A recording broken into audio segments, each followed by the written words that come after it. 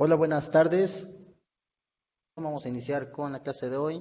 Es el uso de la bitácora convencional, el librito, el que todos conocemos, el cuadernito en donde hacemos anotaciones y ponemos notas.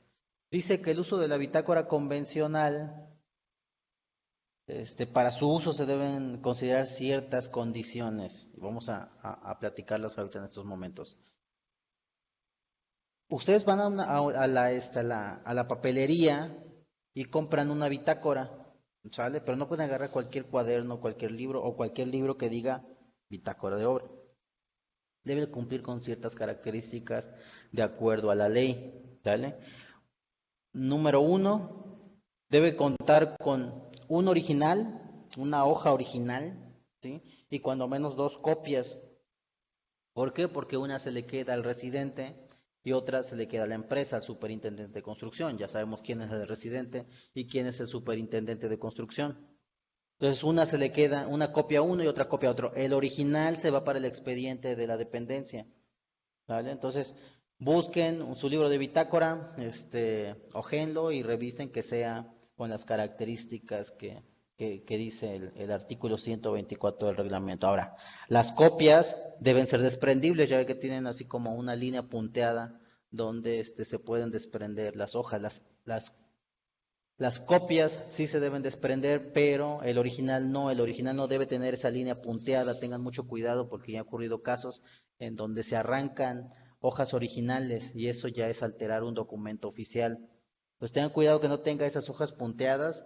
Ya en alguna ocasión a un servidor ya le ha ocurrido que al momento de querer desprender las copias, se viene una hoja original por no ocupar con las características que se requieren. Si el tema que abarca la copia, la nota de bitácora que se arrancó, ya está conciliado y no tiene ningún problema por ambas partes, no va a pasar nada. Sin embargo, si se llegara a un término legal, a un juicio, a un pleito, esa nota de bitácora quedaría nula, no se tomaría en cuenta, aunque tenga una autorización o desautorización de alguna instrucción. Entonces tengan mucho cuidado, busquen que sean con estas características que estamos mencionando para que no vayan a tener ningún problema. Ahora dice que las notas, lo que vamos a escribir, o asientos, así se le llama también, podemos escribir, se asienta en la presente nota, así se le llama legalmente, asientos, deberán efectuarse claramente con tinta indeleble y letra legible, ¿vale? Con letra que se entienda, que el mensaje se pueda transmitir de una manera clara, ¿vale? Otro dato importante, cuando estemos haciendo notas de bitácora en una bitácora convencional, dice que la nota cuyo original y copias aparezcan con tachaduras o enmendaduras será nula, ¿sí? Se da el caso que a veces estamos escribiendo alguna información, alguna nota, o no es necesariamente una nota, estamos escribiendo alguna información en la libreta, a veces nos equivocamos y tenemos la costumbre de rayar la palabra en la que nos equivocamos y continuar. Aquí en la bitácora no se puede hacer. Por eso recalco mucho que cuando no tengan mucha experiencia en hacer notas de bitácora, las hagan en un cuaderno y después ya las puedan plasmar en la bitácora, en el libro de bitácora, ¿sale? Entonces, escriban bien, lean, que el mensaje sea claro, que sea con letra legible, ¿sí? Y que no se vayan a equivocar, que no tenga rayaduras o tachaduras, ¿sale? Ya una vez que se firman las notas de bitácora, los interesados podrán retirar sus respectivas copias, no antes, porque deben ser ya una nota formalizada, ¿sale? Si no la quiere firmar la persona anterior a la que puso la nota, no la quiere firmar, pues dejen la copia ahí, ¿sí? Hasta que se cierre la bitácora. Y una vez que se cierre la bitácora, si aún se sigue sin firmar, ya pueden desprenderla. La bitácora deberá permanecer en la residencia a fin de que las consultas requeridas se efectúen en sitio, ¿vale? Entonces, se supone que se encuentra a cargo de la residencia debe residir en la obra, ¿sí? Entonces, pues la bitácora debe permanecer en la residencia, con el residente, que es el encargado y el que tiene toda la responsabilidad legal.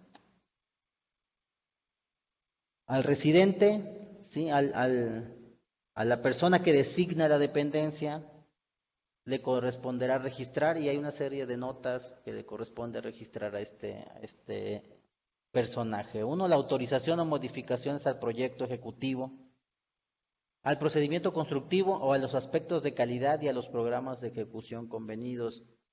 ¿Quién va a solicitar o en su defecto detectar estas modificaciones? Bueno, pues el superintendente de construcción, que es el que está ejecutando los trabajos ya físicamente, está al frente de la obra y es el que tiene al frente la maquinaria y tiene al frente el personal y todo el equipo y él lleva la logística de toda de toda la obra. Entonces él detecta que la necesidad de realizar alguna modificación al proyecto.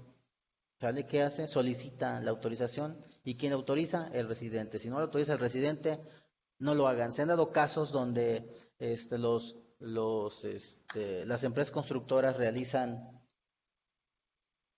trabajos que no han sido autorizados aún, aunque sean necesarios en la obra, pero si no han sido autorizados, corren el peligro de que no se los paguen. ¿Sale? No tomen la iniciativa de informar, de buscar, de revisar, de encontrarle defectos al proyecto, porque no hay proyecto perfecto, todos tienen defectos y hay que irlos solventando conforme vamos avanzando en la ejecución de los trabajos. Sin embargo, no se tomen la atribución de modificar nada más porque sí algo. Debe estar autorizado, debe estar revisado y evaluado por los que tengan la competencia para hacerlo. Si ejecutan trabajos que no están autorizados, corre el riesgo de que no se los paguen. En algún momento trabajé en una constructora, tuve un jefe que era muy hiperactivo y tomaba decisiones y decía y hacía.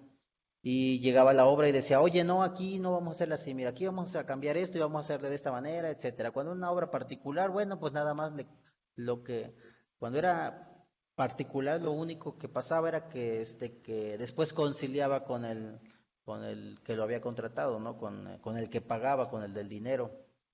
Pero cuando era una obra de obra pública, una obra contratada con el gobierno, hubo casos en donde no nos pagaron porque la modificación no estaba autorizada, ¿vale? Entonces es todo un proceso, no nada más vamos a cambiar el proyecto porque sí, debemos dar una explicación técnica y seguir un protocolo. Al residente le corresponde registrar la autorización de las estimaciones, ¿vale? Si no está autorizada la estimación, no se va a pagar. Es una nota donde diga que se autoriza el pago o se autoriza el trámite de una estimación, ya no el pago, digamos, a lo mejor ya no depende del residente, no tiene el dinero, pero sí la autorización de que se pague, ¿sale? La aprobación de las estimaciones, ya dijimos, está a cargo del residente. Entonces él debe registrar esa nota de bitácora, nadie más, solamente el residente de la obra. La aprobación de ajuste de costos, ¿qué cosas son los ajustes de costos? A grandes rasgos se los voy a platicar, porque igual un análisis de ajuste de costos es un proceso también un poco largo, pero está bien tenerlo en cuenta. ¿Por qué? Porque cuántas veces hemos contratado una obra a un precio, nosotros dijimos, te hago esta obra y te cuesta tanto, ¿no? Y a la hora de estarlo ejecutando, resulta que los insumos aumentaron de precio, ¿sí? Entonces la dependencia no nos va a pagar el precio elevado a como está en mercado a la fecha. Sin embargo, sí hay un procedimiento para solicitar. Resulta que yo siempre pongo el ejemplo del acero, siempre ocupo el ejemplo del acero porque es como que el más volátil.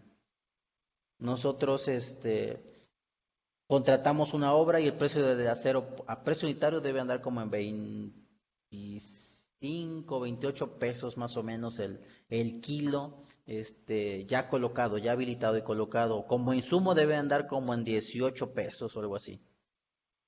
Pesos más, pesos menos, no tengo el dato exacto, más o menos como en 18 pesos. Vamos a suponer que en nuestro presupuesto, nosotros como insumo lo contratamos en 18 pesos, pero a la hora de ejecutar la obra, el insumo sube a 22, 23 pesos. Y si vamos a ejecutar una edificación, una obra de concreto reforzado que lleva mucho acero, la obra es prácticamente acero y concreto, entonces no nos va, ya nuestro costo, el monto en el que lo habíamos contratado se va a elevar considerablemente. Entonces aunque nos paguen, no vamos a ejecutar la obra, esa obra se vuelve irrealizable a ese precio, ¿vale? Entonces hay un protocolo para solicitar ese ajuste de ese costo. Entonces, cuando se hable de ajuste de costos es porque hubo un incremento en el precio y ¿cómo se llama? Y podemos solicitar que no lo paguen. Hay todo un protocolo, hay toda una forma, no nada más, ya subió, págamelo, no es así, hay todo un protocolo, se tiene que solicitar, se tiene que hacer algún análisis, pero a grandes rasgos eso es un ajuste de costos. El residente debe hacer una nota sobre una suspensión de trabajos, ¿sí? Si por alguna causa, algo externo o ajeno a ambas partes es necesario realizar la suspensión de los trabajos, entonces el residente le corresponde registrar es a nadie más, ni el supervisor, ni el superintendente, solamente el residente puede hacer la nota de suspensión. Ahora, ¿qué es una suspensión de trabajos? Como su nombre lo dice, se suspende la obra por alguna causa que sea o imputable a la dependencia o externa, pero jamás debe ser culpa de la empresa constructora. ¿Cuáles son las causales de la suspensión de los trabajos? Pueden ser varias, puede poner algún ejemplo, pero la premisa principal no debería ser causa imputable a la empresa. Una suspensión no debe ser causa imputable a la empresa, ¿sale? Por ejemplo, vamos a ver el tema, un caso real, me ocurrió en algún momento. La empresa, la dependencia nos contrató para hacer una calle, pavimentarla con concreto asfáltico. Empezamos a trabajar, pero la gente de la localidad donde íbamos a pavimentar esa calle había gestionado una obra de concreto hidráulico, entonces la dependencia, al no tener el recurso suficiente, proyectó la obra con concreto asfáltico. Cuando llegamos y empezamos a ejecutar los trabajos, la gente que había gestionado la obra se manifestó en la calle y no nos dejó continuar trabajando.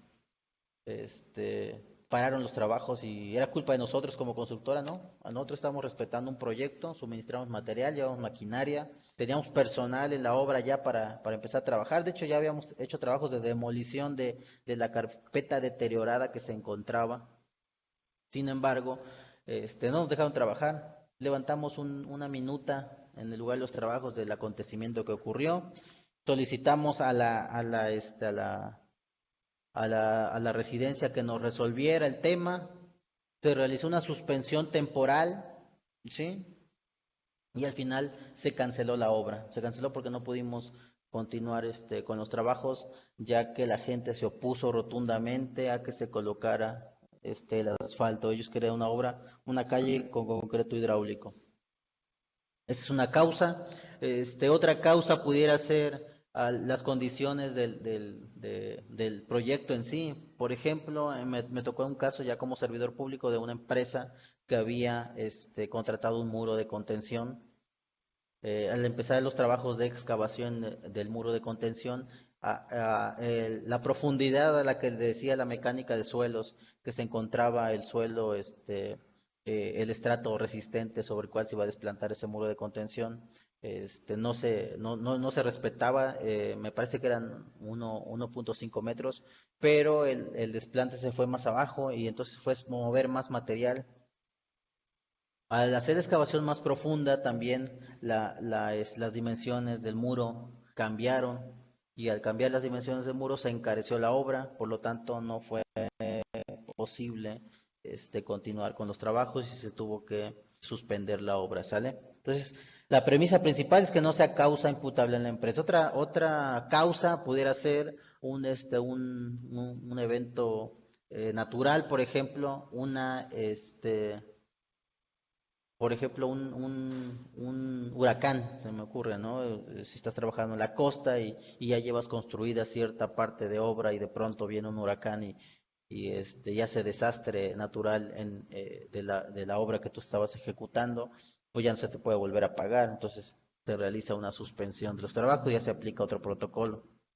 Entonces, puede ser varias causas, ¿no? Una obra, la construcción de obras se dan muchas variables, entonces hay que estar atento nada más para que no sea causa imputable a la empresa.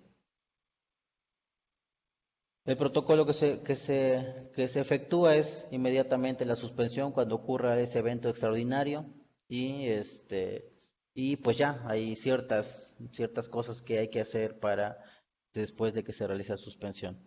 Dice la conciliación en su caso, los convenios respectivos. Los convenios se refiere a que a las modificaciones que le hagamos o al proyecto o al contrato, no solamente una modificación estructural o o en las especificaciones, ¿no? También en el contrato. Ya saben que cuando contratan, los contratos tienen ciertas cláusulas que debemos cumplir ambas partes, tanto la empresa constructora como la dependencia. Entonces, lo que vamos a hacer es modificar alguna de las cláusulas. ¿Cómo? Pues no sé, a lo mejor la cláusula donde dice que la fecha de los trabajos, de conclusión de los trabajos era el 4 de julio, pero por ciertas circunstancias se hace un análisis y no se puede terminar el 4 de julio, entonces se incrementa el tiempo. Si su periodo en la cláusula de tu contrato decía que eran 150 días y ahora lo vas a terminar en 170 o en 200 días, esa cláusula se modifica, ya no hay la misma fecha de término.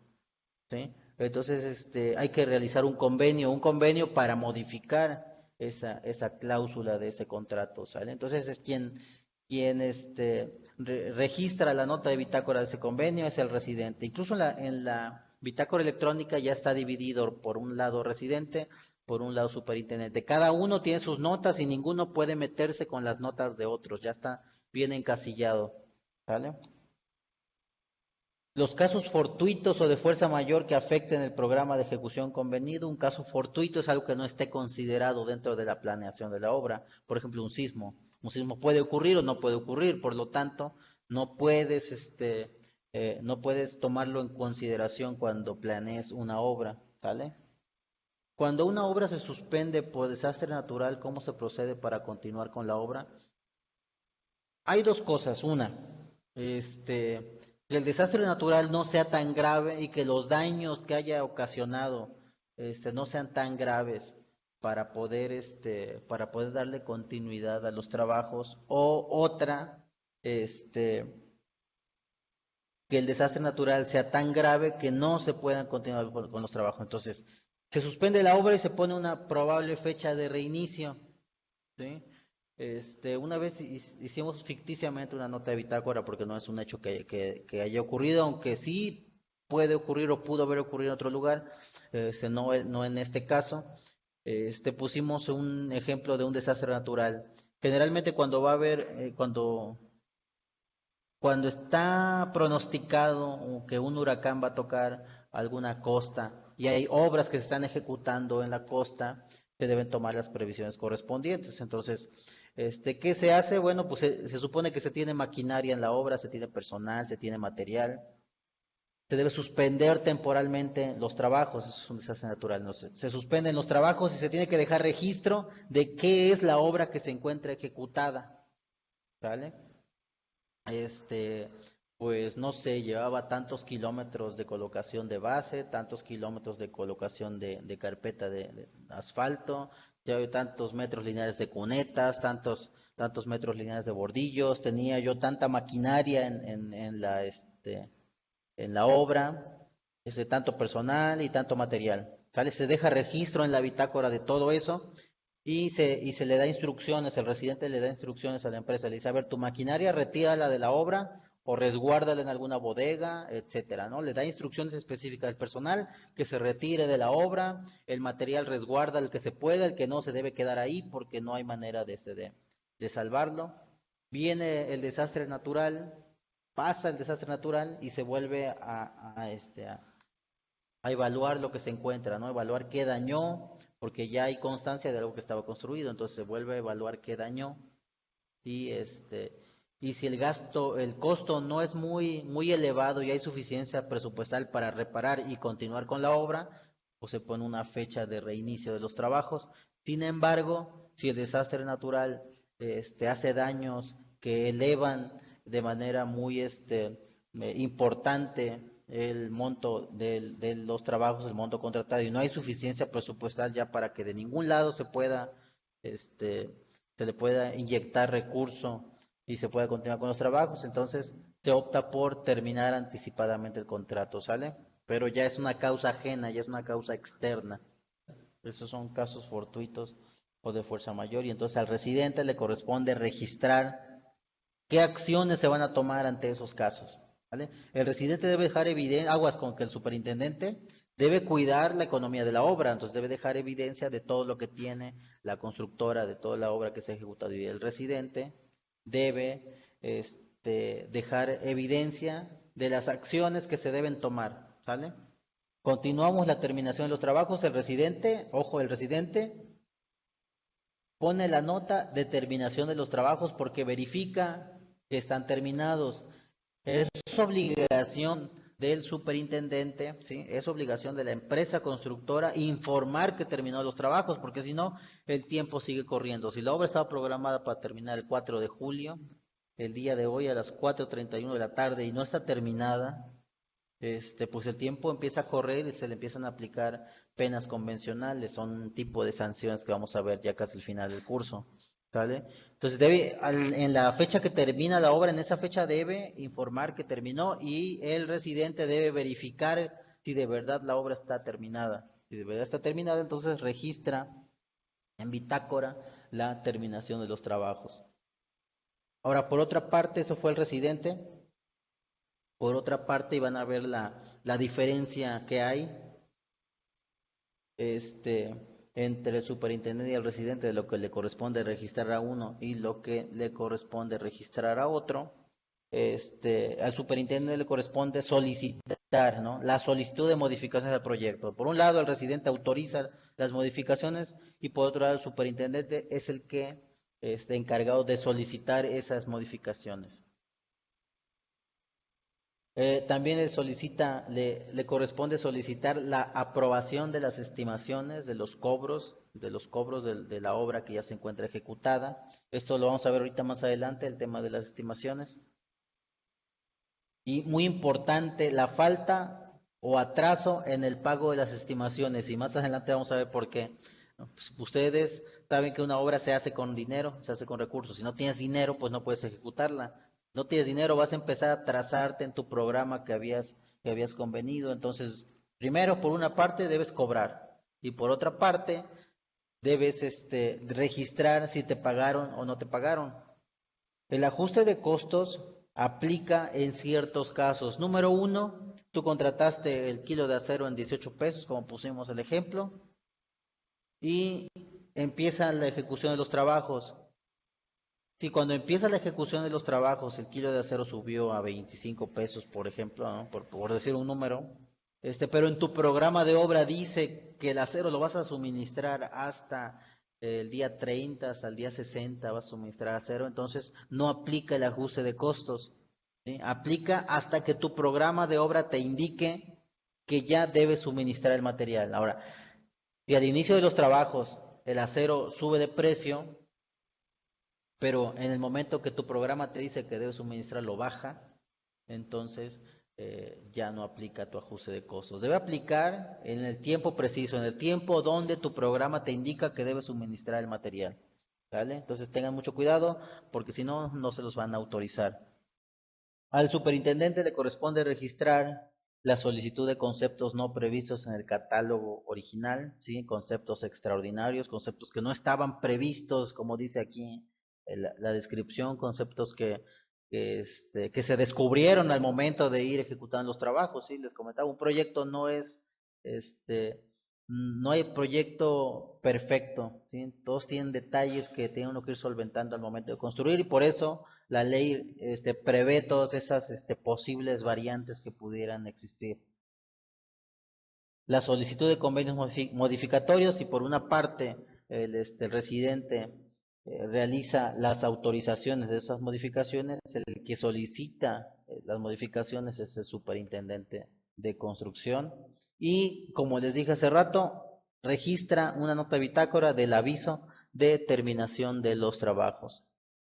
El supervisor es como que más like en lo que las responsabilidades que le corresponden de acuerdo al artículo 125 del reglamento, porque pues únicamente le corresponde el avance físico y financiero de la obra. Una cosa es el avance físico, qué tanto llevamos físicamente de obra, qué porcentaje llevamos, si llevamos el 20%, el 30%, el 50%, y otra cosa el avance financiero, generalmente el avance financiero debería ir adelante del avance físico, perdón, atrás del avance físico, ¿sí? Tú ejecutas más obra de la que vas cobrando, eso es por regular. ¿Por qué? Porque si tu avance financiero va por delante, quiere decir que estás cobrando obra de más, ¿sí? Obra que todavía no tienes ejecutada. Entonces, el supervisor le corresponde mencionar que a la fecha de hoy se lleva un avance físico del 40% y un avance financiero del 35-38%, ¿sale? El supervisor debe registrar el resultado de las pruebas de calidad de los insumos con la periodicidad que establezca en el contrato o mensualmente, en caso de que el contrato no lo, no lo prevea mensualmente, debe llevar un control de los resultados de las pruebas que se hagan a los materiales y a todos los insumos. También debe registrar eh, todo lo relacionado con las normas de seguridad y higiene, protección al ambiente y ¿cómo se llaman? Medidas de mitigación de impacto ambiental. Entonces, el residente debe estar atento a que todos los trabajadores tengan su casco, tengan su chaleco, usen guantes, que tengan todas las medidas de seguridad, ¿sí? Líneas de vida, arneses, tenga todo, ¿vale? Él debe ir registrando el cumplimiento o en su defecto el incumplimiento. ¿Para qué? Para que el residente tome las acciones necesarias. Ellos no pueden decirle, eh, no pueden, sí decirle más bien, o sea, le pueden sugerir, incluso comentar en la obra y decirle, lo que no pueden hacer es obligar a la empresa a que acate instrucciones. Ellos solamente, los supervisores solamente llevan registro de todo lo que va ocurriendo. Entonces les corresponde poner una nota de bitácora donde diga que la empresa está incumpliendo con las normas de seguridad, que la empresa, bueno, y qué normas de seguridad se están incumpliendo también. Por ejemplo, que los trabajadores no usan casco, bueno, no se informa que con esta fecha, se observa que los trabajadores eh, no están usando casco, ¿no? Se encontraron 3 trabajadores sin casco, ¿vale? Nada más plasma lo que ve en la obra, por eso es supervisor. También le corresponde registrar los acuerdos tomados en las juntas de trabajo celebradas con el contratista o con la residencia. Él está presente cuando llegan a ciertos acuerdos. Entonces, él registra una nota de bitácora donde plasma los acuerdos a los que se llegue, ¿no? Alguna meta a la que se debe llegar.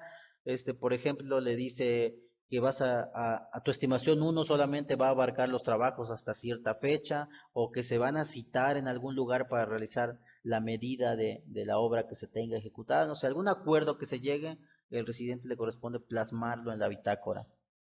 Dice, el registro de los aspectos señalados en las fracciones anteriores se realizará sin prejuicio de que los responsables de los trabajos puedan notar en la bitácora cualesquiera otros que se presenten y que sean de relevancia para los trabajos. Esas son algunas cosas que indica la ley, el reglamento en este caso, que se deben poner en la bitácora, que le debe dar seguimiento al supervisor. Sin embargo, como les comentaba, hay muchas variantes en la ejecución de una obra y puede pasar algunas, cualquier cosa y el supervisor pudiera tener la facultad de hacer la anotación correspondiente siempre y cuando el residente se lo autorice. El resultado de las pruebas de calidad debe ser todos los insumos. Bueno, es un poquitito complicado dar una respuesta correcta, porque en teoría, sí deberías hacerle pruebas de calidad a todos los insumos. A ver, bueno, primero, para tener un orden, vamos a separar. La dependencia contrata a una constructora y le dice a la constructora, oye, ¿cuánto me vas a cobrar por ejecutar la obra? Y la constructora dice, te voy a cobrar tanto. Y el de la dependencia le dice, ok, acepto tu precio, pero aparte quiero, ¿sí?, que me cobres un laboratorio. Tú escoge un laboratorio, inclúyenlo en tu precio, ¿sí? Escoge un laboratorio y que ese laboratorio te lleve un control de calidad porque quiero que me entregues un trabajo de calidad. Entonces, el laboratorio en sí no es para la dependencia, es para que la empresa tenga la seguridad de que todos los materiales, de que todos los insumos que está suministrando sean de calidad, porque si no son de calidad, la dependencia, el contratante, el dueño del dinero, el dueño del contrato, le va a solicitar que demuela, ¿vale? Entonces, las pruebas de laboratorio son para la salud de la empresa. Entonces la empresa, ¿sí? En el caso estamos hablando acá el resultado de las pruebas de laboratorio de los concretos. En el caso de los concretos, pues a mí me conviene como empresa constructora tener un laboratorio para medirle la calidad a la empresa concretera que contraté para que me suministre el concreto, ¿sí? Porque si no le llevo ese control de calidad, la concretera pudiera darme concreto de mala calidad y yo ni me doy cuenta, ¿vale? Aparte de que me lo está pagando la dependencia, quien me contrató me está pagando un laboratorio, pues por salud propia yo debo registrar esas pruebas de laboratorio. Entonces, en términos generales, deberíamos aplicarle pruebas de laboratorio, control de calidad a todos los materiales, a todos, ¿vale? Sin embargo, es responsabilidad de la empresa, de la constructora, pues que todo el material sea de calidad. Entonces ella decide, la empresa constructora decide a qué sí le aplica pruebas de calidad y a qué no le aplica pruebas de calidad, ¿sale? ¿Qué es una estimación? ¿Sale? Es la evaluación, pongo en letritas rojas en sí todo las palabras clave, las frases clave que quiero que se aprendan y que se memoricen y que se analicen más bien. Es la evaluación de los trabajos ejecutados en un periodo determinado. Ojo, el valor de los trabajos que ya ejecutaron, ¿sale? No es de trabajos que estén por ejecutar, ni el valor de la obra, es el valor que tengan los trabajos ejecutados en sí. Una estimación no es un costo real, ¿sí? No olvídense, aquí en obra no se manejan costos reales en sí. Hay muchas variantes, como estoy comentando, los rendimientos, el cálculo de los fletes, el medio ambiente influye también en el rendimiento de los trabajos, la zona, los precios de la zona, el material donde se está excavando o con el que se está trabajando, ¿vale? Entonces hay muchas variantes. Entonces olvídense de un costo real, de un costo exacto, perdón, real, pues aproximadamente real, ¿no? Olvídense de un costo exacto, ¿vale? Las obras no tienen un costo exacto, no cuadran al centavo como luego los contadores quieren hacer, ¿vale? Son, son muchas variantes y por lo tanto no hay un costo exacto. Entonces siempre se dice que es un costo estimado. Entonces el costo estimado de la obra que ya ejecuté, ¿vale? Entonces, por eso se llaman estimaciones, porque es un costo estimado de la obra que llevo ejecutada en determinado tiempo. Si la obra, según el contrato, me dice que es de 6 meses, bueno, pues esos 6 meses se van a ir dividiendo en periodos. Entonces, la obra que ejecuté en uno de esos periodos es una estimación, ¿sale? La evaluación de los trabajos ejecutados en un periodo determinado y presentada, ¿sí? Para pago, que la voy a presentar ya elaborada, es un documento que voy a elaborar, un documento que dice que vale, cuánto vale mi obra ejecutada y la presento para pago. Sí, eso es en general la definición de una estimación. Está en el artículo 2, en la fracción 14 del reglamento, dice en la cual, en ese documento, en esa evaluación, ¿sí? Se aplican los precios, valores o porcentajes establecidos en el contrato en antelación a la naturaleza y características del mismo, considerando en su caso las amortizaciones de anticipos, que es una amortización. Recuerden que un anticipo no es un pago, es un dinero que les dan por adelantado, es un dinero que les prestan y que ustedes tienen que regresarlo. Entonces, en cada estimación van a regresar parte de esa estimación como pago de anticipo, ¿sale? Entonces, en esa estimación, por eso dice aquí, se refleja la amortización de los anticipos. En esa estimación se van a reflejar los ajustes de costos que ya mencionamos, ¿vale? Esa variación en los precios se van a reflejar. Se van a reflejar retenciones económicas en caso de incumplimiento con el programa. Hay dos tipos de sanciones: retenciones económicas y penas convencionales. Las retenciones económicas se aplican cuando el contrato aún está vigente y las penas convencionales se aplican cuando ya se venció la fecha de término de los trabajos y el contrato ya no está vigente y hay que y ya termina la obra por causas imputables a la empresa desfasada de la fecha que originalmente se pactó, entonces se aplica una pena convencional. Entonces, en la estimación se reflejan las amortizaciones de los anticipos, los ajustes de costos, las retenciones económicas, las penas convencionales Y las deducciones, en caso de que haya existido un pago excedente, un pago de más que se le ha hecho a la empresa, bueno, pues se le regresa, se le aplica una deducción.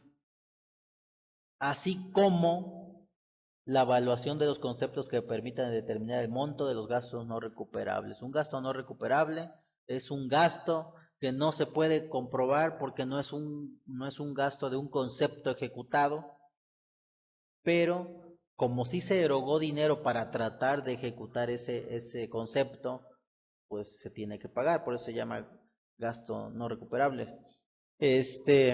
Ustedes saben que nosotros contratamos una obra y esa obra a precio unitario, estamos hablando a precio unitario, porque a precio alzado es otro rollo, ¿no? A precio unitario. Contratamos un presupuesto, nos dan un catálogo de conceptos con volúmenes de obra y nos dan a que nosotros le pongamos precio a cada uno de esos conceptos. Entonces vamos a suponer primero limpieza y trazo, ¿no? Limpieza, trazo y nivelación, 300 metros cuadrados, ¿no? Viene nuestro catálogo de conceptos. Nosotros debemos sacar el precio unitario de cada metro cuadrado para multiplicarlo por 300 y no del monto total de limpieza, trazo y nivelación. Excavación, el metro cúbico, 150 metros cúbicos, ¿sale? Nosotros debemos sacar excavación a mano, ¿no? A mano o con equipo. Debemos sacar cuánto nos cuesta excavar un metro cúbico, ¿sí? Y lo multiplicamos por esos 150 metros cúbicos que viene en nuestro catálogo de conceptos y ya sacamos el monto total de excavación, ¿vale? Y así con todos los conceptos.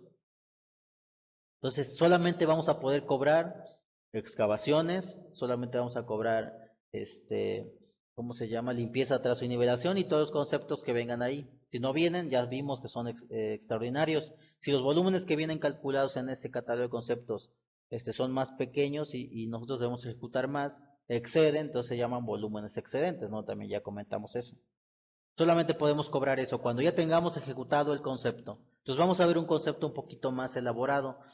Pongo el ejemplo siempre de el muro de tabique, un muro de tabique de barro rojo recocido. Siempre pongo de ejemplo el muro de tabique porque tiene varios conceptos y todos nos familiarizamos con el muro de tabique. Resulta que yo te contrato para que hagas una barda, para que hagas una barda con muro de tabique. Nosotros todos visualizamos el muro de tabique, pero no visualizamos todo lo que hay atrás para que se pueda construir el muro de tabique. Entonces, ¿cómo visualizamos el muro de tabique? Lo visualizamos con el tabique, con el mortero que juntea cada uno de los tabiques, ¿sale? Solamente lo vemos. Pero ¿qué hay dentro de eso? Para tener el precio y poder ejecutar ese concepto, necesitamos mano de obra. Necesitamos el material suministrado en el lugar, necesitamos arena, necesitamos cemento.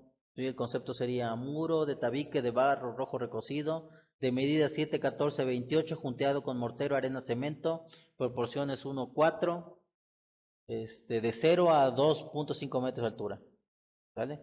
Entonces más o menos ya una descripción de ese concepto, ¿no? El acabado, el aplanado y la pintura se cobra aparte, ¿no? Es nada más el metro cuadrado del muro de tabique.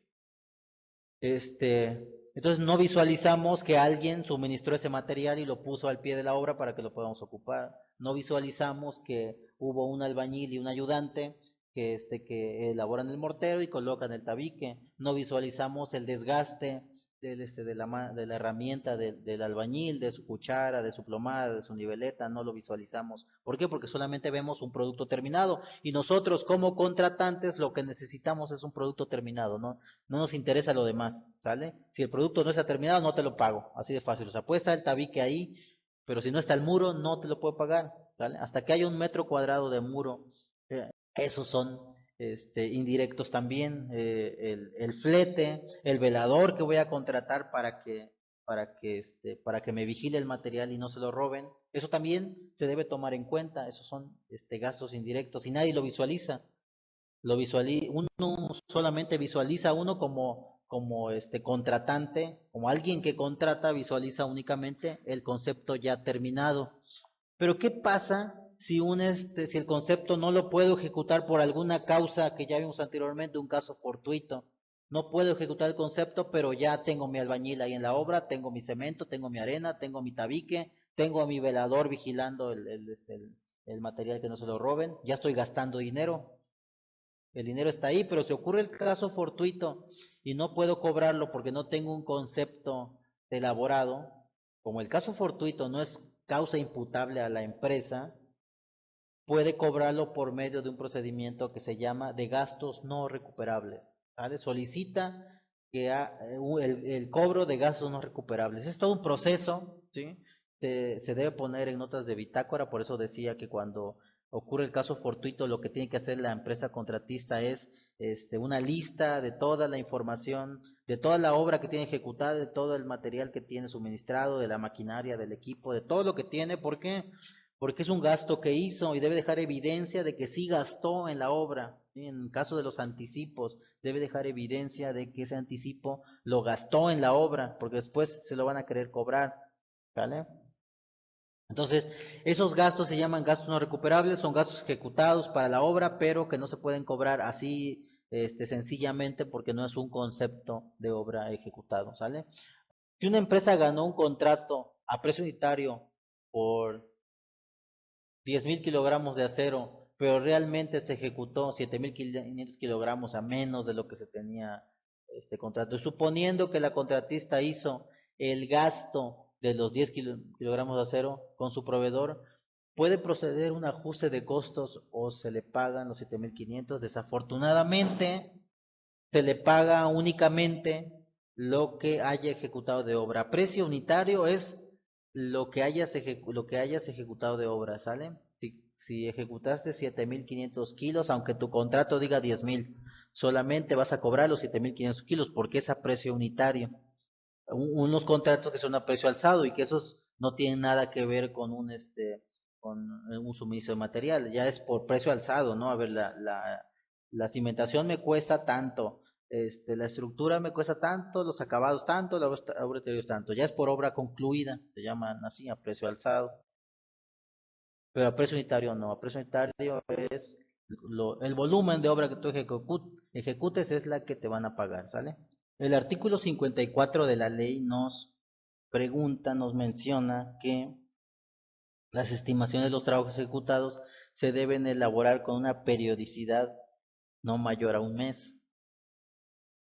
El contratista deberá presentarlas a la residencia de obra dentro de los 6 días naturales siguientes a la fecha de corte y eso es importantísimo que lo tengan y que lo anoten por ahí, que lo subrayen. ¿Vale?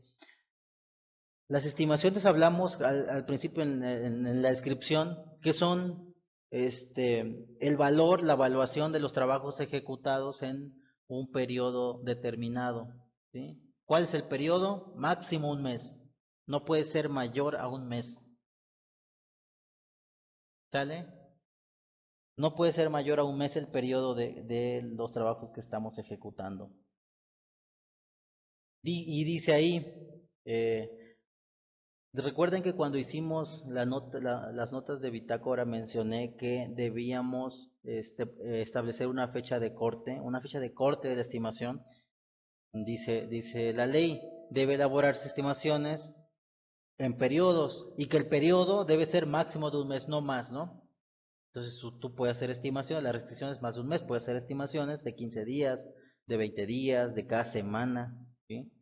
Si ejecutaste trabajos considerables en una semana, entonces puedes cobrar una estimación con un periodo de una semana. No infringe el artículo 54 de la ley porque no es mayor de un mes, dice que debe ser máximo de un mes. Bueno, en la nota de bitácora de apertura o en la inmediata posterior en la que ponemos las reglas de de cómo vamos a trabajar, debemos establecer fechas de corte.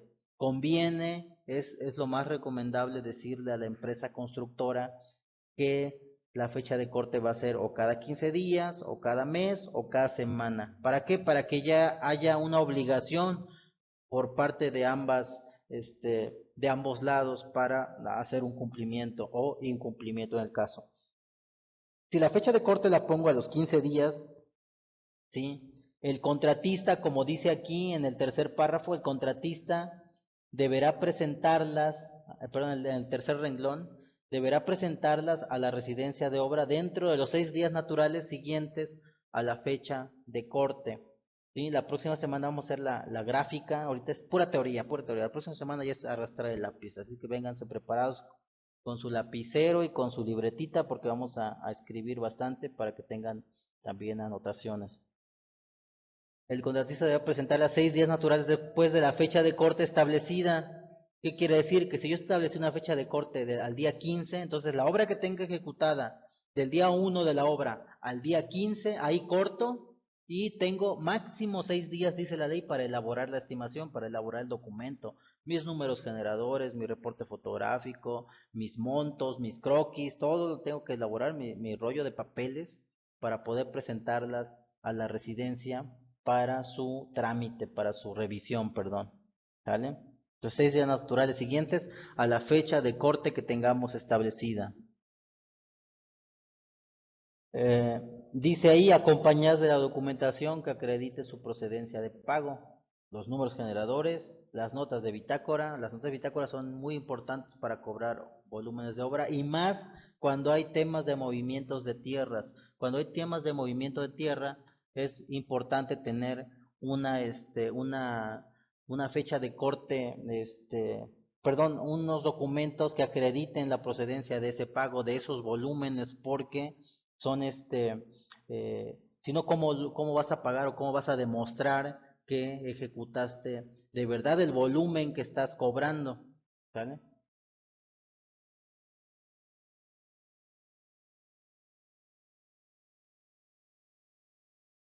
Dice que las estimaciones de los trabajos, perdón,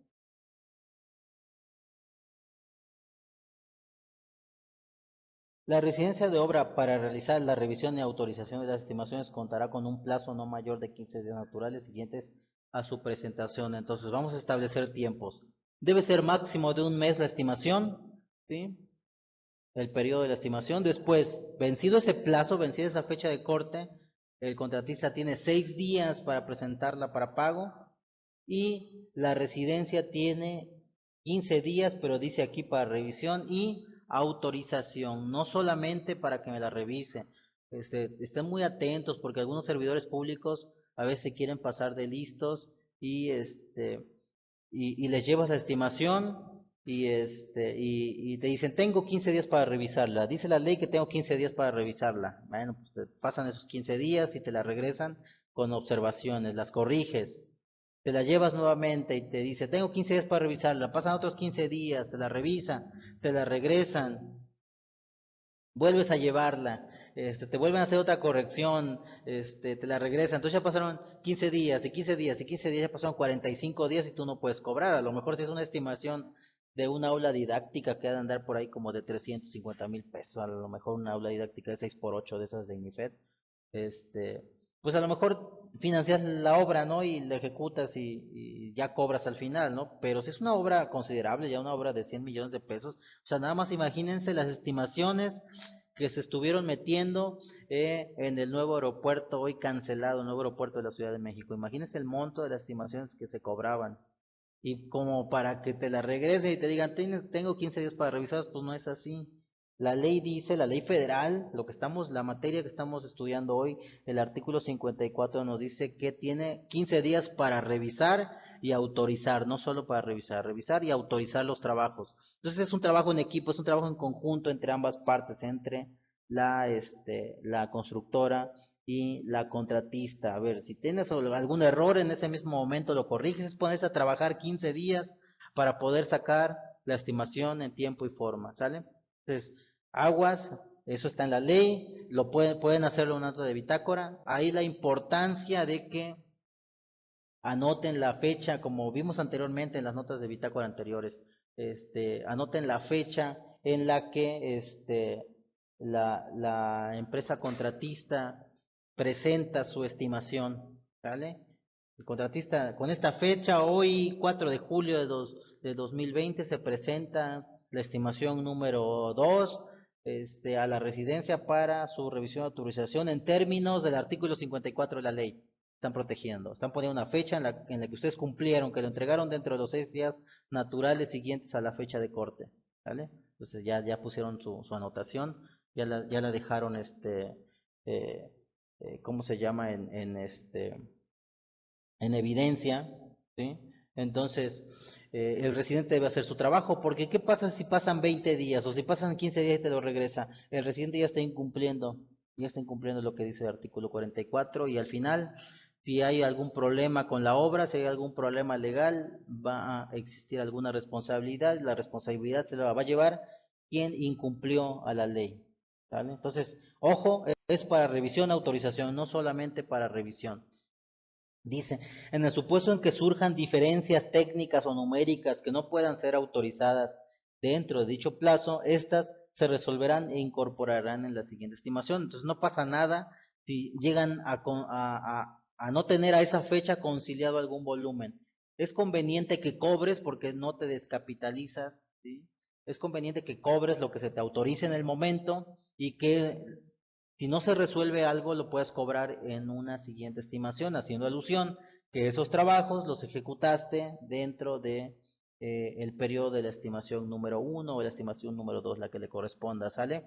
Entonces no pierden el tiempo en estarse peleando y trabando una estimación porque no les están autorizando algún volumen. Ustedes cobren, ¿sale? Manifiesten en bitácora que está en conciliación cierta cantidad de trabajos para que la puedan cobrar en la siguiente estimación. En caso de que se les demuestre que no procede para pago, bueno, pues entonces no lo van a cobrar, ¿no? Pero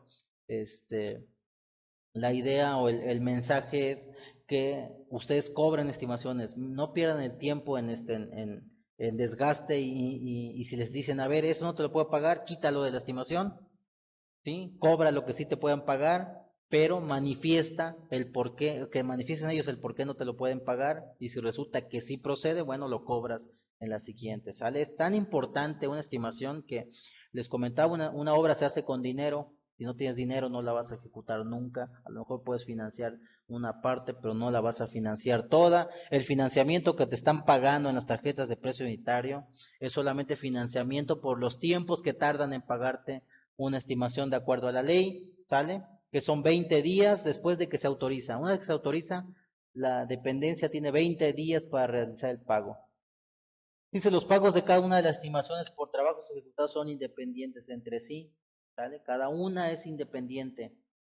Y dice que por lo tanto cualquier tipo de estimación o consecuencia que tenga será solamente para efecto administrativo. Será por llevar un control de los volúmenes que se van ejecutando, volúmenes acumulados. A ver, en la primera estimación llevo tantos metros cuadrados de carpeta, en la segunda estimación llevo tantos metros cuadrados de carpeta, en la tercera tantos y llevo tantos acumulados. Y es para llevar un control de los volúmenes que se van ejecutando solamente, ¿vale? Entonces, ¿qué quiere decir esto? Que si yo ya quiero ingresar la estimación 5, pero todavía no me autorizan la estimación 4, no tendrían por qué detenerme la estimación 5, debe seguir, ¿vale? Debe seguir su curso.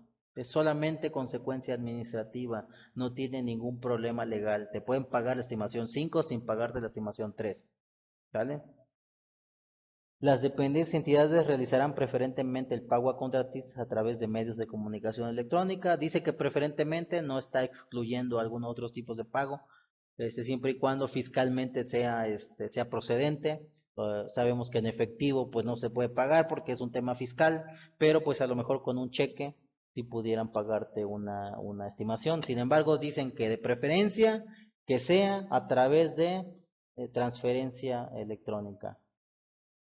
Aquí hay algo muy interesante, dice que las estimaciones de obra, en caso de incumplimiento en los pagos de estimaciones y de ajustes de costos, las dependencias o entidades, a solicitud del contratista, deberán pagar gastos financieros conforme a una tasa igual a la establecida en la ley de egresos de la Federación. ¿Sale? ¿Qué quiere decir? Que si la dependencia incumple en lo que dice la ley, el artículo 54 de la ley para realizarte tu pago de estimación, deberá pagarte gastos financieros, ¿sí? Deberá pagarte los intereses de lo que cuesta esa obra independientemente del financiamiento que venga en la tarjeta de préstamo unitario, ¿sí? Y dice que es a partir de que se logre detectar el monto, ¿sí? De lo que vale esa estimación. Entonces, regreso nuevamente a la bitácora. Es muy importante que pongan la nota de bitácora de que entregaron la estimación, la nota de bitácora en la cual la empresa contratista les revisa y les autoriza la estimación y la fecha en que les pagan, ¿vale? Vuelvo a recapitular. Las estimaciones son máximo, con periodos máximos de un mes, ¿sale? Tienen 6 días para elaborarla y presentarla para pago. Y tienen aparte 15 días para revisión y autorización y 20 días a partir de que se autoriza para que se pague la estimación, ¿sí? Entonces, si se pasan más de esos 20 días, no se los van ustedes pueden cobrar, pueden cobrar gastos financieros, ¿sí? Como lo dice este artículo. Entonces, si se pasan de esos 20 días y ya les cae el depósito al día 40, ¿no? Al día 50, al día 60, les cae el depósito, solicitan, hacen una nota de bitácora solicitando los gastos financieros y dice que a partir de que se concilia el monto, ¿no? Dice acá, dice, dichos gastos empezarán a generarse cuando las partes tengan definido el importe que se va a pagar, dice, y que se calcularán sobre las cantidades no pagadas. ¿Por qué? Porque esto dice que las cantidades no pagadas al final es una estimación y no te pueden pagar por partes, sí. Sí pueden pagarte por partes en caso de que la estimación o el monto del contrato sea de fondos diferentes, sea por ejemplo una de fondo federal, otra de fondo estatal y sea de fondos diferentes, ¿sale? Entonces, a lo mejor te pagan el fondo federal primero y el fondo estatal no te lo pagan, entonces vas a cobrar gastos financieros de el fondo estatal, ¿sale? Dice que debiendo computarse por días naturales, por los días que tarden en pagarte, desde que sean determinadas hasta la fecha en que se ponga efectivamente la cantidad a disposición del contratista, hasta que en tu cuenta aparezca el monto, ¿sale? La SCT paga a los 30 días después de ingresada la estimación ya autorizada. La SCT está mal, ¿sale? La ley dice que deben ser a los 20 días, no más. De hecho, aquí en el estado, en la dependencia en la que trabajo, una vez autorizada la estimación, ya cuando ingresada, el trámite burocrático tarda 15 días, de 10 a 15 días, y en ese tiempo ya a la empresa constructora le está cayendo el dinero a su cuenta. ¿Sale? Eso porque en el gobierno del estado dependemos de la Secretaría de Finanzas. La Secretaría de Finanzas en el estado es la que realiza el pago. Secretaría de Finanzas Estatal es la que realiza el pago, realiza todas las compras del gobierno del estado. Sin embargo, hay dependencias que cuentan con el dinero en sus arcas. Entonces, más rápido autoriza la estimación y a lo mejor el otro día el contratista le está cayendo el dinero, ¿no? Entonces, la ley está previendo esa burocracia, esos trámites que se tienen que hacer para comprobar el gasto, no nada más pagar por pagar, ¿sí? Hay que justificarlo porque acuérdense que hay una ley de responsabilidades. Si un servidor público paga algo no procedente, se va a la cárcel. Entonces, por eso la ley prevé todo este protocolo de gastos y todo eso, ¿sale?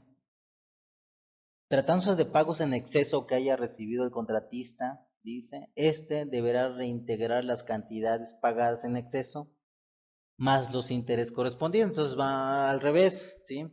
Si al contratista le pagaron dinero de más que no debían darle, vamos a poner el ejemplo, nosotros tenemos que ejecutar 1000 metros cuadrados de carpeta asfáltica, perdón, debíamos ejecutar 900, pero yo le pagué 1000 a la empresa, le pagué 100 metros cuadrados de más, ¿vale?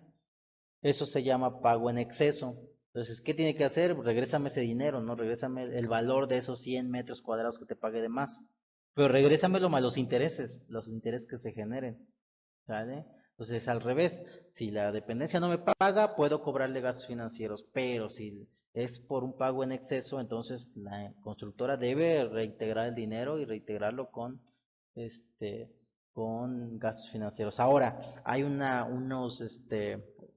¿cómo se le llama? Algunas cosas que comenta la ley que nos salvan de alguna manera. Miren, dice, tratándose de pagos en exceso que haya recibido el contratista, deberá reintegrar las cantidades pagadas en exceso más los intereses correspondientes conforme a lo señalado en el párrafo anterior, ¿no? Y lo que ya leímos de los intereses de la tasa de interés vigente, etcétera.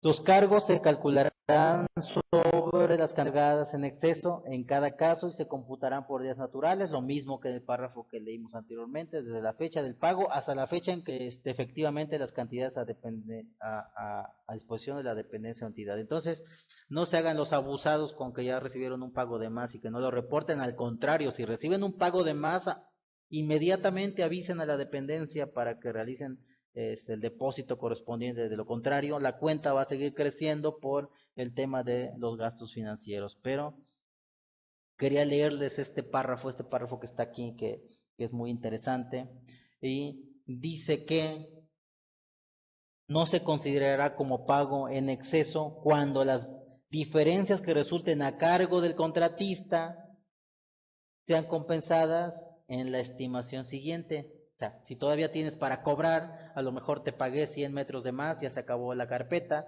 ¿sí? Te pagué 100 metros de más, te pagué un monto de más, entonces a la siguiente estimación, donde ya no voy a hacer carpeta, pero voy a hacer cunetas, a lo mejor ya no te pago las cunetas, para que compensen el monto que te pagué de más, entonces a eso ya no se le llama pago en exceso. ¿Sí? Cuando se compense con obra ejecutada, con valor de obra ejecutada, ¿sale? Dice, no se considera pago en exceso cuando las diferencias que resulten a cargo del contratista sean compensadas en la estimación siguiente o en el finiquito. Acuérdense que el finiquito es la comparación de lo que pagué contra lo que en realidad se ejecutó. ¿Sí? Si es igual el monto, bueno, pues ya. O si hice un pago en exceso, pero en el finiquito se compensa, pues entonces ya no se llama pago en exceso. Dicho pago dice que en el finiquito solamente si dicho pago no se hubiera identificado con anterioridad. Las cantidades de trabajos presentadas en la estimación deberán corresponder en la secuencia y tiempo previstos en el programa de ejecución. ¿Qué quiere decir? Que si en su programa decía que debían llevar estimados a la fecha de hoy 5 millones de pesos, pues deberían llevar mínimo 5 millones de pesos, no más, bueno, no menos. Si llevan más, quiere decir que con su programa financiero van bien, pero si llevan menos, significa que, o dos cosas, uno, que la obra les está saliendo más barata, sí, que los volúmenes no están llegando al monto que tenía el proyecto y por lo tanto la obra está saliendo más barata, o llevan un atraso en el programa de obra, y si llevan un atraso, les van a aplicar o retenciones mientras el programa todavía esté vigente, todavía no se llegue a la fecha de término, o penas convencionales si es que ya su programa venció, si ya se llegó a la fecha de término de los trabajos. El atraso que tenga lugar por falta de pago de estimaciones no implicará retraso. Y regreso otra vez, eso es importantísimo, se van a ir aprendiendo aquí unas buenas estrategias. Es importante llevar el registro en la bitácora porque el registro en bitácora es evidencia. Cuando ustedes metan una estimación y quede evidencia de que no les han pagado, pero que ustedes la entregaron en tiempo y forma dentro de los 6 días después de la fecha de corte que se estableció, y que el residente la revisó y que o cumplió o incumplió en el tiempo establecido por la ley también y ustedes la presentaron para pago, es importante dejar evidencia. ¿Por qué? Porque si la dependencia no les paga, entonces ustedes se van a atrasar. ¿Sale? La obra se hace con dinero, si no hay dinero no hay obra, ¿sale? La obra se va a empezar a atrasar.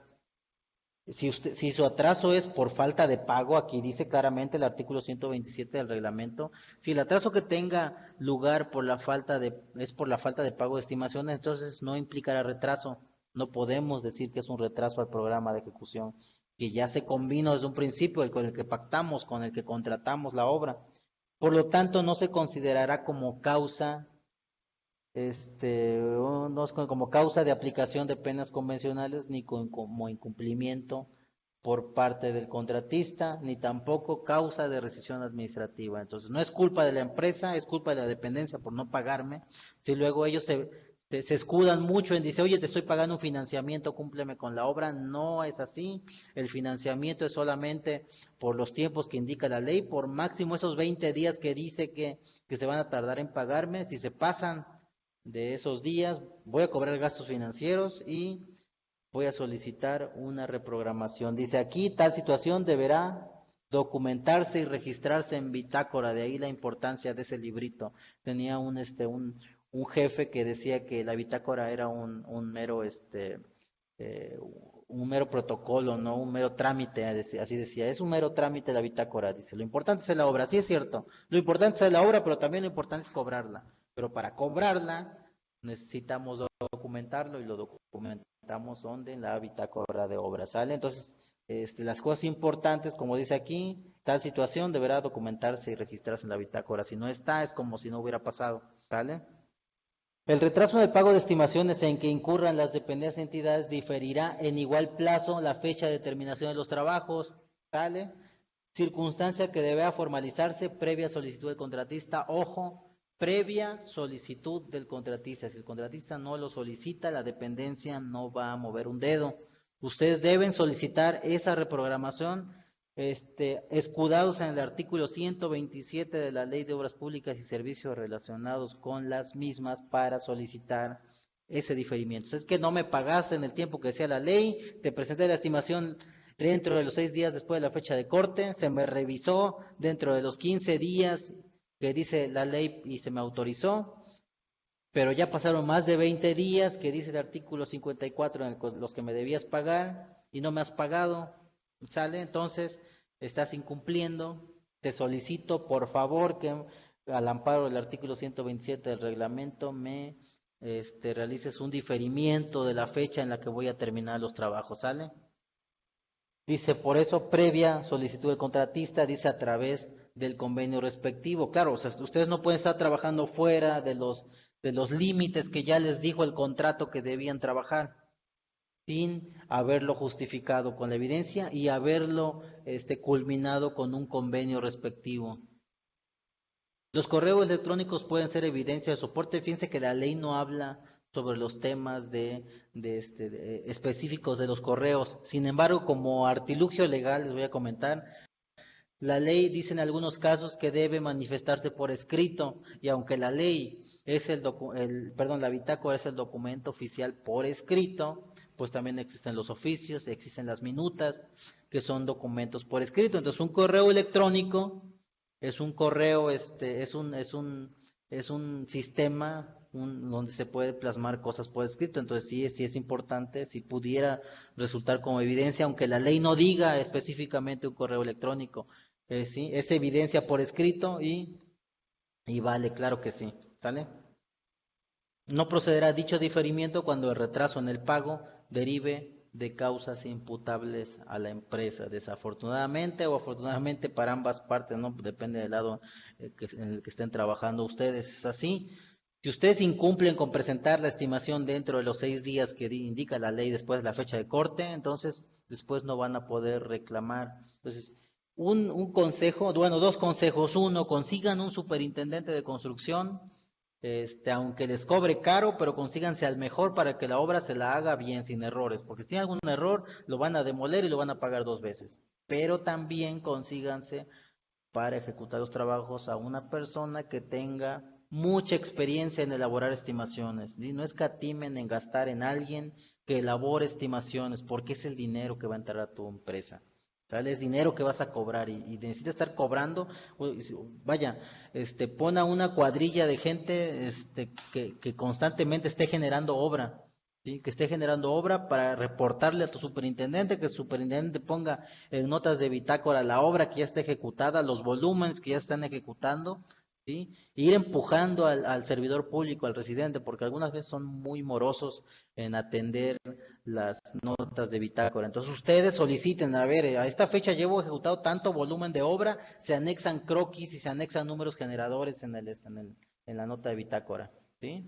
Entonces tú ya estás presionando al servidor público, le estás dando trabajo, le estás previendo. Entonces llega la fecha de corte, esos números generadores únicamente los integras a la estimación y lo presentas dentro de los 6 días que indica la ley. Porque si no los presentas dentro de esos 6 días, pues todo esto que estamos viendo pues ya no sirve porque ya está alterado, estás incumpliendo, no debes incumplir para que la ley te beneficie, ¿vale? Entonces, se dan casos donde el servidor público no quiere revisar la estimación, o se dan casos donde la empresa constructora no tiene trabajos ejecutados, pero ya quiere cobrar una estimación. Entonces, pues hay que dejar evidencia de la realidad, de lo que esté pasando, ¿vale? Y al final ya la balanza se inclinará sobre quien tenga la razón, sobre quien tenga, no sobre quien tenga la razón, desafortunadamente, sino sobre quien deje mayor evidencia, ¿sí? De todo lo ocurrido y que sea a su favor, ¿sale? Entonces, si la falta de pago no es imputable a la dependencia, es por culpa de la empresa contratista, entonces no procede nada de lo que estamos platicando. Una vez que ya se tiene elaborada la estimación, que ya se tiene conciliada, la empresa contratista debe elaborar su factura. Entonces, el contratista, dice el artículo 128 del reglamento, será el único responsable de que las facturas que se emiten para su pago cumplan con los requisitos administrativos y fiscales, por lo que la falta de pago por la omisión de alguno de estos o por su presentación incorrecta no será motivo para solicitar el pago de gastos financieros a que hace referencia el artículo 55 y regresa con los gastos financieros. La ley tiene previsto que la empresa cobre gastos financieros y no le pagan. Pero ¿qué pasa? Algunas veces las empresas constructoras por desconocimiento no lo solicitan, ¿vale? Con que simplemente hagan alusión al artículo correspondiente del reglamento por la falta de pago, entonces la dependencia deberá tomar acciones, ¿sale? Si ustedes lo solicitan, deberán contestarles que no y con los argumentos del por qué no, ¿sale? En caso de que se nieguen. Pero si no lo solicitan, únicamente les van a decir que no. ¿Sí? Si todo es por verbal, les van a decir que no, no se puede, no pagamos gastos financieros, no pagamos gastos no recuperables, no pagamos escalatorias, no hacemos nada. Eso siempre, pues no les preguntes, ponlo en bitácora, deja la evidencia de todo eso, ¿vale? Es dinero al final de cuentas y dinero que es para la empresa. Entonces, elaboren su estimación bien, ya una vez cuando ya esté conciliada y ya esté autorizada, elaboren su factura. Dice que la empresa es la única responsable, no la dependencia. Se les va a dar el formato para elaborarla, pero la constructora es la que debe elaborarla correctamente. Siempre traten de traer a sus contadores muy cortitos con con esa facturación, porque luego hay problemas con la facturación electrónica de los famosos centavos, como hay pleito con los famosos centavos porque no cuadran luego las cuentas, pero para eso se lleva un estado de cuenta y después pues solamente es plasmar la información, ¿sale? Entonces, ponga su contador bien abusado con ese tema porque ya es el último paso, lo difícil es que te autoricen la estimación, pues una vez que esté autorizada, pues elaborar la factura, pues debería ser un mero trámite, ¿sale?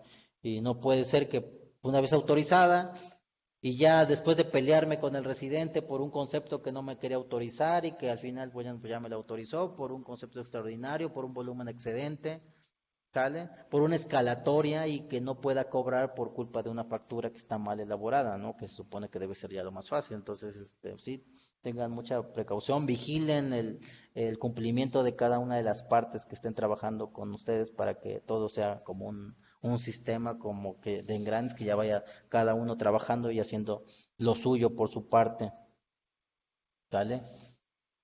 Las estimaciones de obra que prevé la ley son las siguientes, ¿no? Lo dice el artículo 130 y la número 1, la fracción número 1 es de trabajos ejecutados, las famosas estimaciones normales, que tú ejecutas un trabajo y la cobras en un periodo determinado, ¿sale? Una estimación normal. Esos trabajos venían considerados en tu proyecto, los ejecutaste y ya lo estás cobrando, lo estás integrando en una estimación normal. De pago de cantidades adicionales o conceptos no previstos en el catálogo original, que son la fracción 2. La fracción 2 nos dice que hay volúmenes de conceptos que no estaban considerados en el catálogo original y hay volúmenes que exceden a conceptos que sí estaban considerados en el catálogo original, pero que se calcularon con un volumen inferior, que al momento de ejecutar la obra el volumen es más grande, ¿sí? Entonces se exceden el volumen contratado, no el monto, exceden el volumen contratado y por lo tanto se llaman excedentes. De gastos no recuperables, que ya comentamos qué son los gastos no recuperables, sí, son gastos que se hacen en la obra, pero que no se pueden cobrar normalmente porque no son conceptos de obra ejecutada, ¿sí? Y de ajuste de costos, de los ajustes de costos son las famosas escalatorias, ¿sí? La fluctuación en los precios, nos está preguntando qué cosa era una escalatoria, ¿no? Ya hemos más o menos platicado, son el famoso ajuste de costos. Ahora, la escalatoria se supone que es hacia arriba, pero también hay ajustes de costos hacia abajo.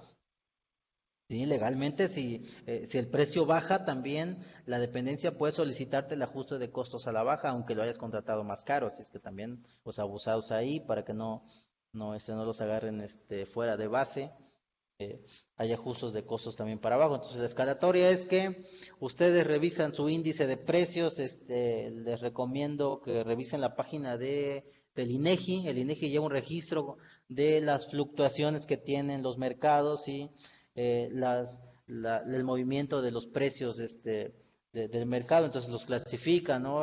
Precios para medicina, precios más bastantes, ¿no? Me voy siempre al precios de la construcción, ¿no? Y ahí vienen precios de cemento, precios de acero, precios de materiales pétreos, productos como tuberías, etcétera. Entonces ahí vienen esos precios y viene cómo se van moviendo, cómo en el mercado a veces son más caros, a veces más baratos, pero llevan ciertos rangos. Cuando se disparan ciertos porcentajes ya establecidos, no tengo el dato aquí para poder decirles qué porcentaje se debería elevar un precio para que ya proceda para gastos, para ajuste de costos, para una escalatoria, pero es todo un proceso, le digo, sería como cuestión de darles otro curso para poder calcular ajustes de costos, ¿sale? Y pues estas famosas escalatorias. No hay una normatividad aquí, cuando menos en la ley federal, ni aquí en mi estado, en el estado de Veracruz, no sé en otros lugares, pero no hay un lineamiento, una normatividad que nos diga qué nombre le vamos a poner a cada una de las estimaciones o cómo las vamos a clasificar. Acabamos de leer que la ley dice que cada tipo, ¿sí?, es simplemente de carácter administrativo, entonces no tiene ningún nos da la libertad de que nosotros podamos poner el nombre, ¿no? Entonces la estimación del primer periodo le podemos poner estimación A, la estimación del segundo periodo la estimación B, la del tercer periodo estimación C y así sucesivamente, ¿no? O en su defecto en el contrato ponerles nombre a cada una de las estimaciones, ¿vale? En el estado de Veracruz, y creo que es a nivel general, ¿no? Les comento, es a nivel general administrativamente. Las estimaciones normales de la fracción 1 que acabamos de leer de trabajos ejecutados, así se le llaman, estimaciones normales. Una estimación 1, una estimación 2, estimación 3, estimación 4, estimación N, ¿no? Del 1 a la estimación N, ¿sale? ¿En una estimación se pueden incluir trabajos ejecutados más cantidades adicionales? No, no, no, no. Por eso este artículo 130 nos las está clasificando, ¿sí? Nos dice que en la estimación de trabajos normales son un tipo de estimación, solamente trabajos normales, ¿sale? Trabajos que sí están ejecutados, volúmenes que sí están incluidos, perdón, en el catálogo original, ¿sale? La fracción 2 nos dice que es otro tipo de estimación, entonces no podemos revolverlas, ¿sale? La estimación es de cantidades adicionales y de conceptos no previstos en el catálogo original, o sea, volúmenes excedentes y conceptos extraordinarios. Otro tipo de estimaciones lo dice aquí que es de gastos no recuperables y otro tipo de ajustes de costos. No las puedes revolver, no puedes cobrar unos conceptos los mismos conceptos en una sola estimación. Debes separarlos, eso nos dice el artículo 130, ¿sale? Les platicaba que no hay lineamiento, sin embargo, para un control aquí en el estado a las estimaciones adicionales de volúmenes excedentes, ¿sí? Les llamamos estimaciones tipo A. Entonces, ejecutamos un volumen normal. Regresamos a la carpeta asfáltica y los 1000 metros, ¿no? Mi catálogo decía que debía ejecutar 900 metros de carpeta de concreto asfáltico, ¿sale? Y ejecuté 900, entonces en mi estimación normal voy a ejecutar, o en mis estimaciones normales voy a cobrar hasta 900 metros cuadrados, porque eso traía mi presupuesto, y esos 100 metros lo voy a cobrar en una o dos estimaciones adicionales. Entonces voy a cobrarlo en una estimación 1A y en una estimación 2A. Estimación 3A, estimación 4A, 5A, depende cuántas estimaciones nos salgan de todos los volúmenes excedentes que tenga, ¿sale? Las estimaciones de conceptos no previstos en el catálogo original, que son extraordinarios, los llamamos estimaciones B. Entonces puede salir una estimación 1B, estimación 2B, estimación 3B, estimación 4B, ¿sale? ¿Qué pasa? Que mi proyecto consideraba carpeta asfáltica y consideraba cunetas, pero en algunas partes no es posible colocar cunetas, es necesario colocar bordillos, pues los bordillos no están en el proyecto, bueno, pues vamos a incluirlos, es un concepto extraordinario y te va a incluir en una estimación B, estimación 1B, 2B, 3B, las estimaciones que salgan, ¿sí? Dependiendo de los periodos de obra ejecutada, ¿vale? Dice que el pago de las estimaciones no se considerará como aceptación plena de los trabajos, tengan mucho cuidado ahí.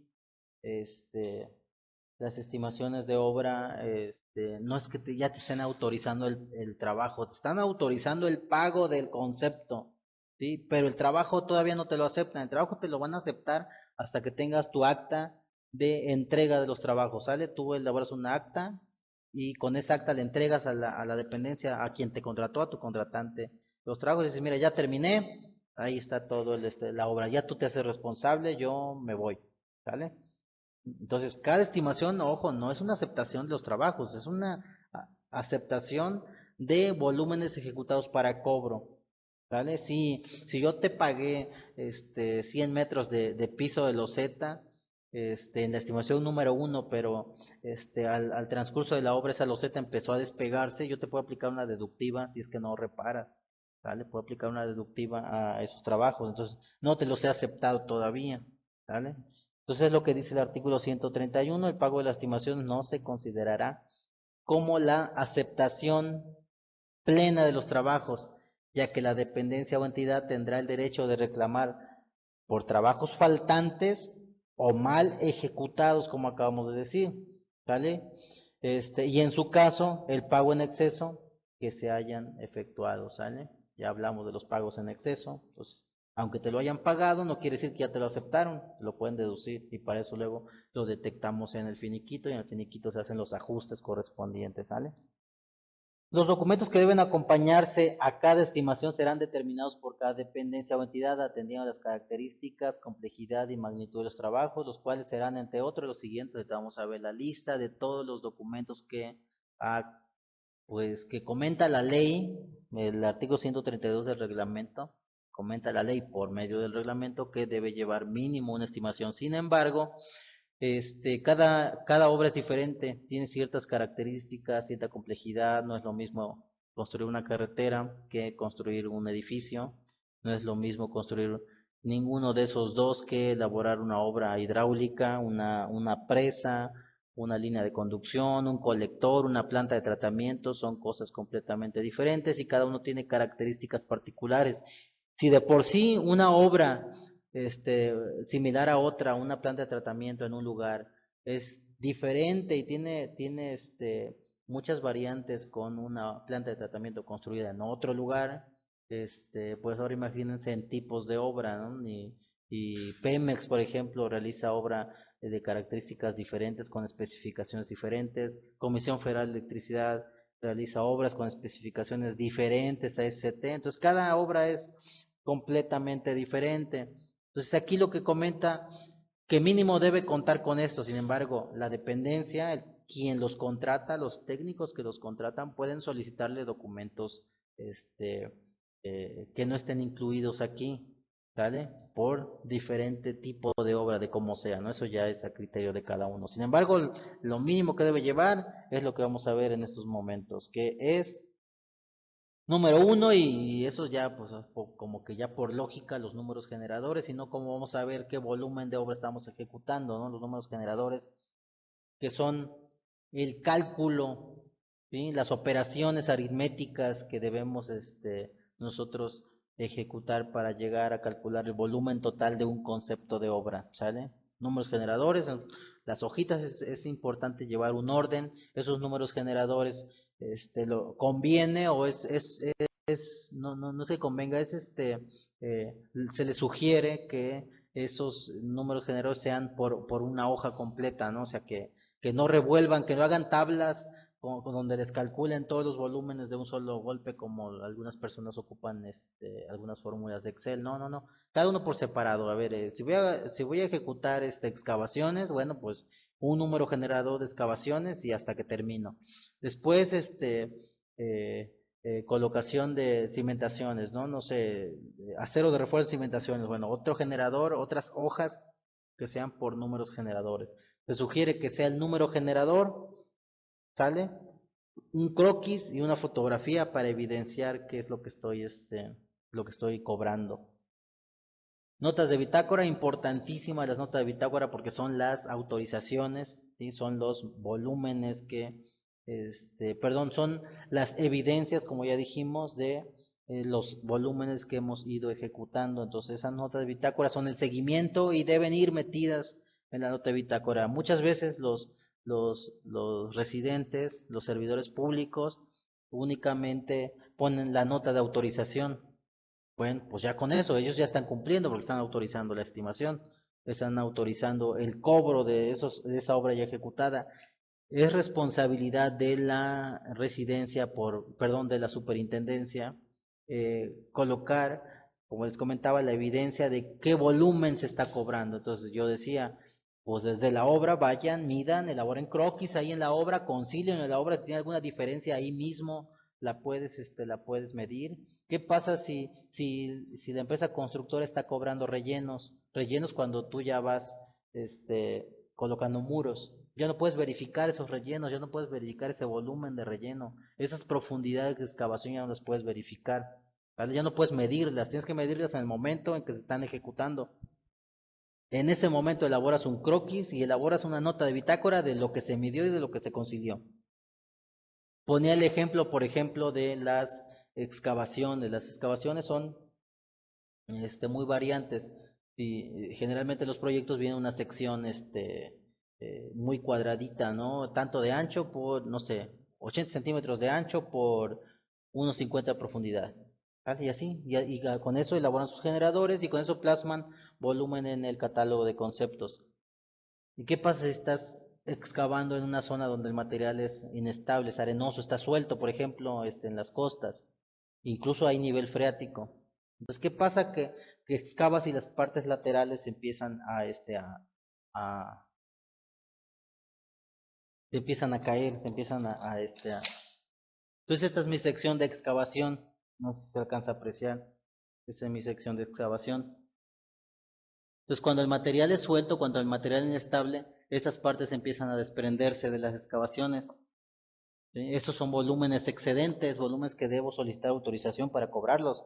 Entonces, debo dejar evidencia del por qué. ¿Por qué? Pues porque el material está suelto. ¿Sí? Es un material que debo mover.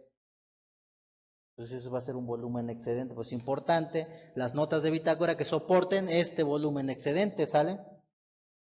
Los croquis elaborados en la obra, elaborados en el sitio, como comentaba, ya cuando ya esté colocando muros, de qué manera voy a medir estos sobreanchos, de qué manera voy a medir esos volúmenes este, que se están cobrando, que se quieren cobrar, ya no voy a poder medirlos, debe ser en el momento, deben plasmarse en croquis, deben asentarse en bitácora y después no van a tener ningún problema cuando presenten su estimación, cuando elaboren sus números generadores, ¿sale?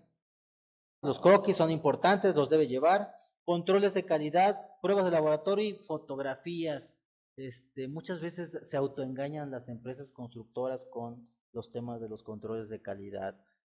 Compran el material, pero no contratan el laboratorio, se ahorran el dinero del laboratorio, ¿sí? Están dándose un tiro en el pie, como se dice comúnmente por acá, porque el control de calidad es para la empresa, para asegurar que su proveedor le está dando el material correcto, que no está dando materiales de mala calidad.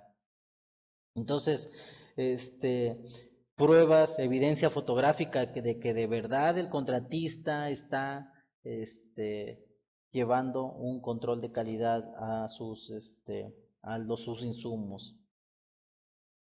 Nos preguntan también, ¿cuál podría ser un ejemplo de un control de calidad? ¿Qué documentos? Bueno, los resultados de las pruebas de laboratorio. Lo más común, lo más sencillo es en los concretos, llega la concretera, el contratista pues contrata su laboratorio, llega al laboratorio y toma unas muestras, toma unos cilindritos primero el revendimiento que se pidió y la manejabilidad del concreto, porque no es lo mismo colocar concreto en una calle, que puede ser un revendimiento hasta de 10 porque es manejable en una calle, a un concreto que se va a colocar en unas columnas, se requiere un concreto más fluido. Ahora, si se va a bombear, también se requiere que el concreto sea más fluido, que sea más que sea más manejable. Entonces se realiza la prueba de revenimiento, se anota el resultado, se toman las fotografías, la evidencia de que de verdad se hizo esa prueba de revenimiento y después los cilindros que se tomen se llevan al laboratorio a ensayar a los 7, a los 14, a los 28 días, dependiendo las etapas de maduración que tengan nuestros especímenes. Y se presentan los resultados de los ensayos. Esos resultados se anexan en la bitácora. En el caso de las bases hidráulicas para las calles, serían las pruebas de compactación del material, la curva granulométrica del material de base, por ejemplo, ¿sale? Esas pruebas de calidad son las que se van a llevar, las que se van a presentar, ¿sale? La prueba CBR de la base también. Todas esas pruebas, todos esos resultados se van a ir anexando periódicamente para que dar evidencia de que se está cumpliendo con lo que se contrató, con la calidad de lo que se contrató. Análisis, cálculo e integración de los importes correspondientes a cada estimación. Bueno, si ya calculamos los números generadores, ya tenemos los volúmenes de obra que ejecutamos, lo vamos a multiplicar por el precio en el cual contratamos ese concepto y ya nos va a dar la suma de todas esas multiplicaciones, el importe de la estimación. A partir de que ya calculamos el importe correspondiente, ya empiezan a correr los gastos financieros que dice el artículo 54 de la ley en caso de que no nos llegaran a pagar, ¿no? Por aquí apenas estamos integrando los documentos. Los avances de obra es importante que tengas que plasmes qué porcentaje de avance de obra llevas con respecto a tu programa, ¿sale? Cuando trabajaba en una empresa de soldadura industrial nos supervisaba un laboratorio de rayos X, claro que sí. Teníamos un margen de error del 8%, como máximo es un buen comentario. Todas las pruebas de laboratorio que se ejecuten deben tener un margen de error, o sea, no van a salir al 100%. Este tema de que, por ejemplo, les pongo el ejemplo de la base hidráulica. Hay unos parámetros que debe tener cuando tú haces una prueba de ¿cómo se le llama? De granulometría, ¿sale? Entonces, cierto porcentaje de tamaños de agregados pero debe caer dentro de la curva granulométrica, ¿sale? A ver, debe tener tanto por ciento de grava de 3/4, tanto por ciento de arenas, tanto por ciento de finos. Entonces, hay grados, hay márgenes en los que se puede, en lo que puede uno variar. Por ejemplo, la prueba de revenimiento de concreto, de la manejabilidad del concreto, es más o menos el 2%. Si contraté un concreto de 10, pero al momento de hacer la prueba de revenimiento me da de 8, entonces está dentro de los parámetros.